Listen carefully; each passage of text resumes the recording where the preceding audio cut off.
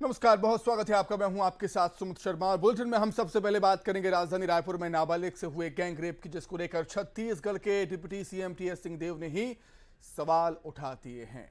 सिंहदेव ने कहा कि ऐसी जगहों पर जहां लॉ एंड ऑर्डर की एजेंसी है, उस इमारत में किसी के साथ गैंग रेप होना बेहद ही शर्मनाक है। उन्होंने कहा कि जहां पुलिस अधिकारियों के दफ्तर हैं, वहां पर ऐसी वारदात सुरक्षा एजेंसियों पर सवाल खड़े करती हैं। साथ ही उन्होंने कहा कि ऐसी वारदात पर कड़ी कार्रवाई होनी चाहिए, जिससे ऐसे घिनौने अपराध करने की सोच वालों के मन में भय हो। आपको बता दें, रायपुर में एक ऐसी मल्टी लेवल पार्किंग में 17 साल की नाबालिग के साथ गैंगरेप हुआ था, जहां एएसपी दफ्तर है। ये और ऐसी घटनाएं अत्यंत शर्मनाक हैं और बहुत दुर्भाग्य है कि ऐसी जगह पे घटना हुई जहां आपने बताया कि लॉ एंड ऑर्डर की एजेंसी भी वहां पर है।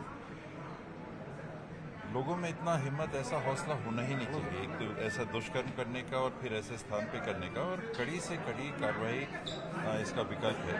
दूसरा, मॉनिटरिंग करके हम कैसे जानकारी हासिल कर सकते हैं, पूर्वानुमान कैसे लगा सकते हैं, बहुत कठिन होता है।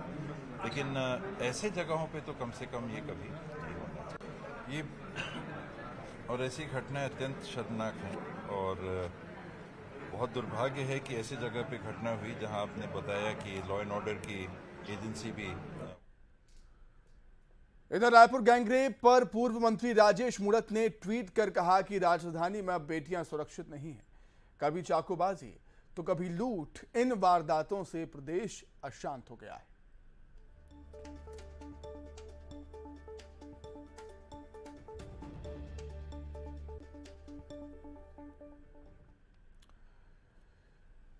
गैंगरेप की घटना पर प्रदेश बीजेपी प्रवक्ता रंजना साहू ने सरकार पर तीखा तंज कसते हुए कहा कि लगातार छत्तीसगढ़ में अपराध बढ़ रहे हैं और मुख्यमंत्री मौन हैं।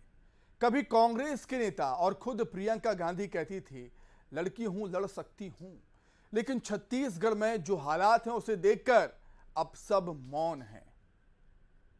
छत्तीसगढ़ इस प्रदेश में फिर से छत्तीसगढ़ की राजधानी रायपुर में मल्टी लेवल पार्किंग में एक नाबालिग बच्ची के साथ सामूहिक दुष्कर्म हुआ। और आश्चर्य की बात यह है कि यहाँ पर एएसपी का दफ्तर भी है। ये क्या हो रहा है इस प्रदेश में? हर रोज अनाचार दुराचार की घटनाएं सामने आ रही हैं। उन्होंने क्या एक बार भी जानने का प्रयास किया कि यहाँ पर महिलाओं के हालात क्या है? उन्होंने कभी क्या मुख्यमंत्री से प्रश्न किया कि यहाँ पर इस तरह की घटनाएं क्यों हो रही हैं? वो आती हैं, समृद्धि सम्मेलन में शामिल होती हैं और उनके जाने के बाद फिर से ये घटना होती है। उधर राजधानी रायपुर में हुए गैंगरेप को लेकर अखिल भारतीय विद्यार्थी परिषद ने कार्यकर्ताओं ने रायपुर में जमकर प्रदर्शन किया और गृह मंत्री ताम्रध्वज साहू का पुतला फूका और गैंगरेप के दोषियों को कड़ी से कड़ी सजा देने की मांग की। इस दौरान अखिल भारतीय विद्यार्थी परिषद के कार्यकर्ताओं और पुलिस के बीच झूमाझटकी भी देखने को मिली।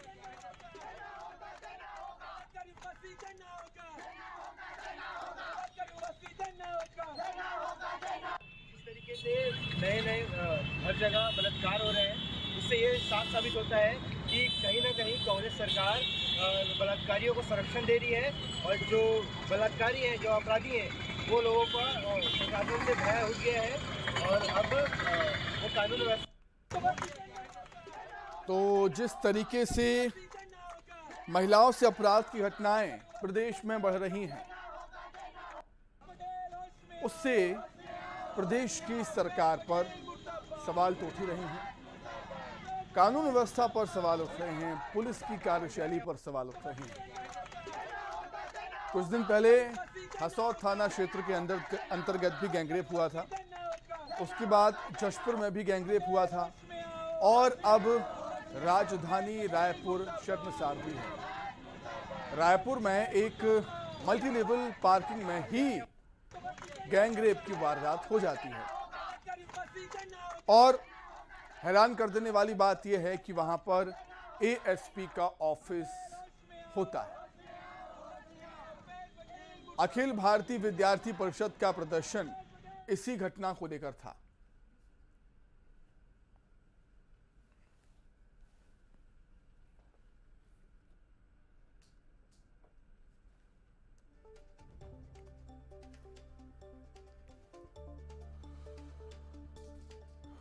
चलिए इस पर अधिक चर्चा करने के लिए सीधे हम रायपुर का रुख करेंगे। हमारी सहयोगी ममता लांजेवार हमारे साथ जुड़ गई हैं लाइव।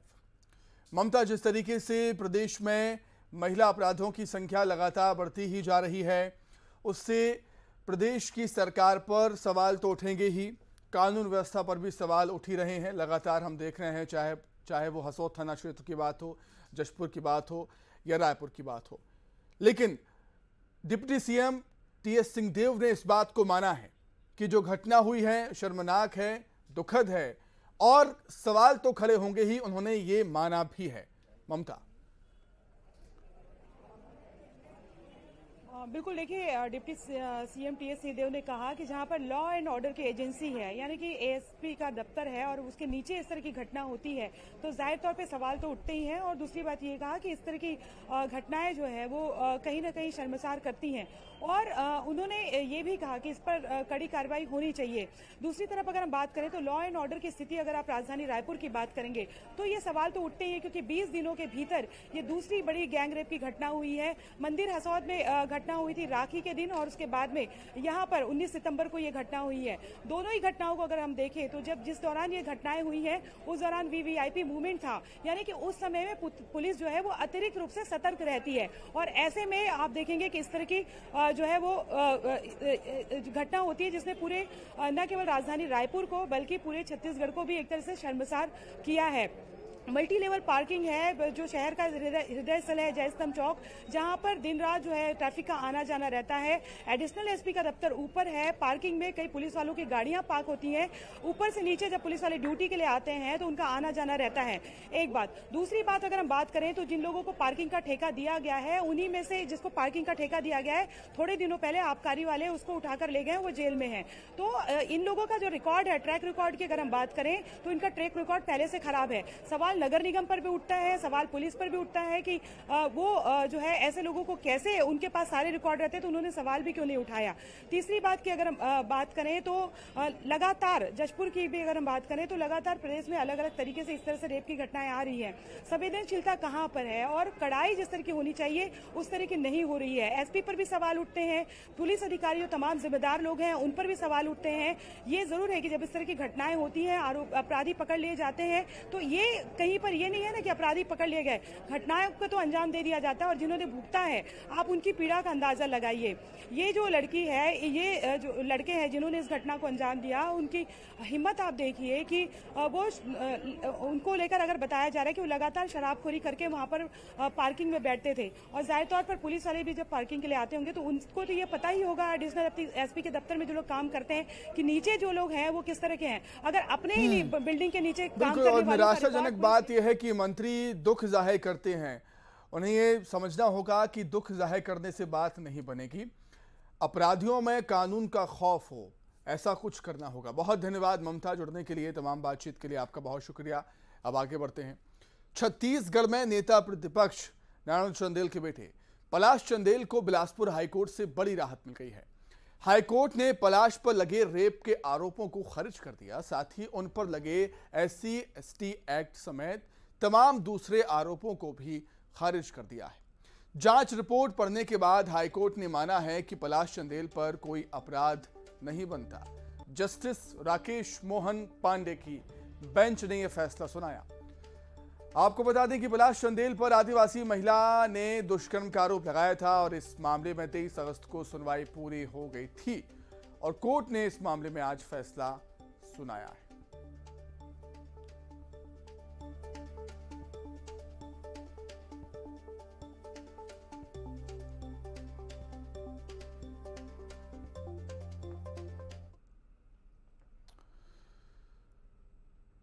आगे बढ़ेंगे। रायपुर से खबर है जहां बीजेपी मीडिया प्रभारी का ट्वीट सामने आया है। बीजेपी मीडिया प्रभारी अमित चिमनानी ने ट्वीट किया है, पलाश चंदेल को कोर्ट से राहत पर ट्वीट किया गया है। कहा है बदलापुर वाली कांग्रेस के कारनामे ध्वस्त हुए, पलाश चंदेल पर लगे तमाम आरोप निरस्त हुए। रमन सिंह और संबित पात्रा पर एफआईआर भी निरस्त हुई। पीएससी घोटाले में नियुक्तियों पर हाईकोर्ट की रोक लगी है। अमित चिमनानी ऐसा ट्वीट कर रहे हैं और सरकार को घेर रहे हैं।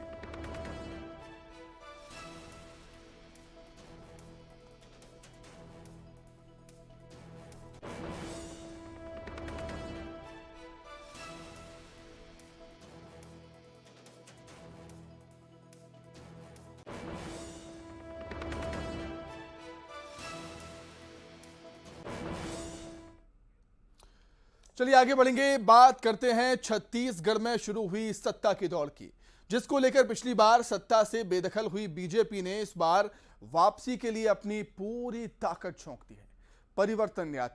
परिवर्तन यात्रा के शुरू हुए सफर के सहारे पार्टी सीएम की कुर्सी पर काबिज होने की पुरजोर कोशिश कर रही है।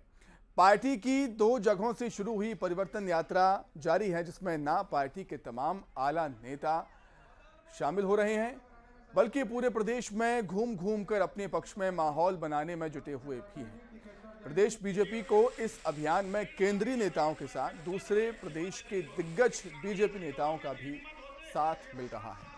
आज बीजेपी की एक यात्रा ने धमतरी जिले में भ्रमण किया, तो दूसरी यात्रा पेंड्रा गोरेला मरवाही जिले में पहुंची, जहां यात्रा की अगुवाई कर रहे नेता प्रतिपक्ष चंदेल ने सूबे की सत्ताधारी पार्टी पर जमकर हमला बोला। दूसरी तरफ धमतरी में पूर्व मंत्री अजय चंद्राकर ने सीधे सीएम भूपेश बघेल पर निशाना साधा। एक कंपनी है TCIL, 9 जगह मूर्ति लगा रहे हैं लोग राम वनगमन पर। TCIL को 100 करोड़ रुपए में लमसम में ठेका दिया, क्योंकि धमतरी में भी लग गया है सिहावा मूर्ति में। जब सिहावा तैयारी में गया था तो मूर्ति लग रही थी, 11 तारीख को आकर भूपेश बघेल जी ने उद्घाटन कर दिया। चंदखुरी में मूर्ति देखने आप लोग जाएंगे या जाइए, कोई आदमी ये कह दे कि ये भगवान राम की प्रतिमा है तो मैं मान जाऊंगा। एक्सटॉर्शन से, अवैध वसूली से जब छत्तीसगढ़ हिलने लगता, दारू की वसूली से जब छत्तीसगढ़ हिलने लगता, बेरोजगारों से वसूली में जब छत्तीसगढ़ कांपने लगता, तो उसका केंद्र धमतरी होता है। तो वसूली का पैसा यही आता है। अभी 1-1.5 महीने से थोड़ा गड़बड़ हो गया, लापतागंज की स्टोरी चल रही है। यहीं से कांग्रेस के हाईकमान तक पहुंचता, यहीं से बंटवारा होता। तो धमतरी की पहचान मैंने कहा करेंगे ऋषि, अरण्यकांड के ऋषि, बड़े बड़े स्वतंत्रता सेनानी, विचारधारा की भूमि अब वसूली का केंद्र बन गया। धमतरी की पहचान कीचड़ में हो गई, कीचड़ में।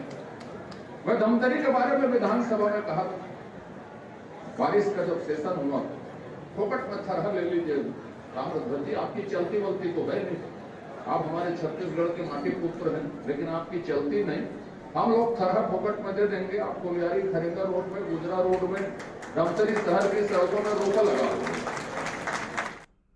यात्रा निकालने का जो हेतु है, जो आशय है, 2003 में भी हमारी एक परिवर्तन यात्रा निकली थी, जिस समय माननीय अजीत जोगी जी मुख्यमंत्री थे, कांग्रेस की सरकार थी, और उस परिवर्तन यात्रा ने उस समय परिवर्तन का अलग जगाया था। आज भी ये जो परिवर्तन यात्रा है भारतीय जनता पार्टी की, परिवर्तन यात्रा निकालने का हमारा जो हेतु है, छत्तीसगढ़ में भूपेश बघेल जी के नेतृत्व में कांग्रेस की सरकार, ये सरकार पूर्ण रूप से दिशा विहीन हो गई। इस परिवर्तन यात्रा के माध्यम से हम लोगों तक पहुंचने का प्रयास कर रहे हैं, लोगों में जन जागरण पैदा कर रहे हैं कि जिस सरकार को आपने चुना है 2018 में छत्तीसगढ़ में, वो सरकार अपने कर्तव्य से विमुख हो गई। इन्होंने जो जन घोषणा पत्र में झूठा वादा किया था, अभी भेंट मुलाकात के दौरान इन्होंने जनता को ठगने का प्रयास किया। तो सत्ता की दौड़ की बात हो रही है। यहां पर सत्ता की दौड़ में प्रमुख विपक्षी पार्टी बीजेपी के साथ कांग्रेस की सत्ता बरकरार रखने की कवायद भी जारी है। लेकिन पार्टी के सामने सबसे बड़ी समस्या है गुटबाजी। इसका बखूबी एहसास केंद्रीय नेतृत्व से लेकर प्रदेश के नेताओं को भी है और यही वजह है कि टिकट वितरण से पहले पार्टी नेताओं को बगावत को लेकर हिदायत भी दी जा रही है। इसी कड़ी में आज टिकट पर मंथन के साथ ही पार्टी ने अनुशासन समिति की बैठक भी की, जिसके बाद कांग्रेस के केंद्रीय चयन समिति के सदस्य और प्रदेश के उप मुख्यमंत्री टीएस सिंहदेव ने सख्त चेतावनी दी। उन्होंने कहा कि प्रत्याशी घोषित होने के बाद बगावती तेवर अख्तियार करने वाले दावेदारों के खिलाफ कड़ी कार्रवाई की जाएगी। वहीं प्रदेश प्रभारी कुमारी शैलजा ने कहा कि सोशल मीडिया पर पार्टी विरोधी टिप्पणी भी बिल्कुल बर्दाश्त नहीं होगी। इसी बीच अनुशासन समिति ने रायपुर ग्रामीण से टिकट के दावेदार नागभूषण राव को दूसरी बार नोटिस जारी करने की बात कही। प्रत्याशी चयन को लेकर कांग्रेस में लगातार मंथन चल रहा है और आज 6 समितियों की बैठक है और कांग्रेस जो चुनाव समिति के सदस्य टीएस सिंहदेव हमारे साथ मौजूद हैं, उनसे बात करते हैं। सर, अभी 2 बैठकें हो चुकी हैं, अनुशासन समिति की बैठक भी, उसमें किस तरह के डिसीजन जो है वो लिए गए? 3 बैठकें हो गई, अनुशासन समिति की हो गई, प्रोटोकॉल समिति की हो गई और कम्युनिकेशन कमेटी की हो गई। अनुशासन समिति की बैठक में यही है कि कमेटी को ही निर्णय लेना है, बहुत स्ट्रांग और एम्पावर्ड कमेटी है। संभवतः प्रयास उनका यही रहेगा कि जो शिकायत आती है आपस में अगर निराकरण हो सके, पार्टी के लोग हैं, पार्टी के दायरे में के बाहर अगर जा रहे हैं तो उनको अनुशासित करने का प्रयास, समझाने का प्रयास, और फिर भी अगर नहीं मानते हैं फिर कार्रवाई की बात आ सकती है। तो क्या माने कि पिछली बार से ज्यादा स्ट्रिक्ट इस बार अनुशासन समिति रहेगी? हमेशा रहना चाहिए, हमेशा रहना चाहिए, क्योंकि अनुशासन से ही बात आगे बढ़ सकती है। आपकी पार्टी की महासचिव प्रियंका गांधी है, आपकी प्रभारी कुमारी शैलजा है और हाँ, तो क्या माने कि इसको एग्जाम्पल लेके छत्तीसगढ़ में महिला प्रत्याशी ज्यादा उतारे जाएंगे? मुझे लगता है कि पिछली बार से 15 था तो 16 होगा। मान लीजिए मैं ज्यादा बोल दूंगा तो तय हो जाएगा इतना। जो पिछले बार था मुझे लगता है कि उससे कम तो हो ही नहीं सकता, होगा तो ज्यादा। तो ये एक बड़ी बात जो है वो चुनाव समिति के सदस्य और उप मुख्यमंत्री टीएस सिंहदेव ने कही और वो ये कहा कि इस बार जो है वो महिला प्रत्याशियों की संख्या ज्यादा होगी। दूसरी तरफ अगर हम बात करें तो अनुशासन समिति की जो बैठक है उसमें ये डिसीजन लिया गया है कि पहले कोई भी जब किसी को टिकट मिलती थी और जिसको नहीं मिलती थी वो जिस तरह से प्रोटेस्ट करते थे या बयानबाजी देते थे तो एक कार्रवाई जरूर होती थी अनुशासन समिति की, लेकिन वापस ले लिया जाता था। लेकिन उन्होंने कहा कि इस बार ये डिसीजन लिया गया है कि जो ऐसा करेगा उसको इस तरीके से उस पर कार्रवाई की जाएगी कि बाकी लोगों को एक सबक मिल सके या कह सकते हैं कि एग्जाम्पल मिल सके। तो कैमरा पर्सन राजेंद्र के साथ ममता लांजेवाल, न्यूज़ 18 छत्तीसगढ़। तो वहीं 4 अक्टूबर को कांकेर आएंगी प्रियंका गांधी पंचायती राज नगरीय निकाय सम्मेलन में शामिल होने के लिए। सीएम भूपेश बघेल के साथ सभा को संबोधित करेंगी। 25 सितंबर को माफ कीजिएगा 25 सितंबर को राहुल गांधी का तखतपुर में सम्मेलन होगा और मल्लिकार्जुन खड़गे की 28 सितंबर को बलौदाबाजार में सभा होगी। तो कांग्रेस का केंद्रीय नेतृत्व अब छत्तीसगढ़ में अपनी ताकत झोंकने जा रहा है। 25 सितंबर को राहुल गांधी तखतपुर में सम्मेलन करेंगे। मल्लिकार्जुन खड़गे भी 28 सितंबर को बलौदाबाजार में होंगे। वहीं प्रियंका गांधी भी 4 अक्टूबर को कांकेर पहुंचने वाली हैं। तो कांग्रेस के फ्रंटलाइन लीडर होंगे छत्तीसगढ़ में।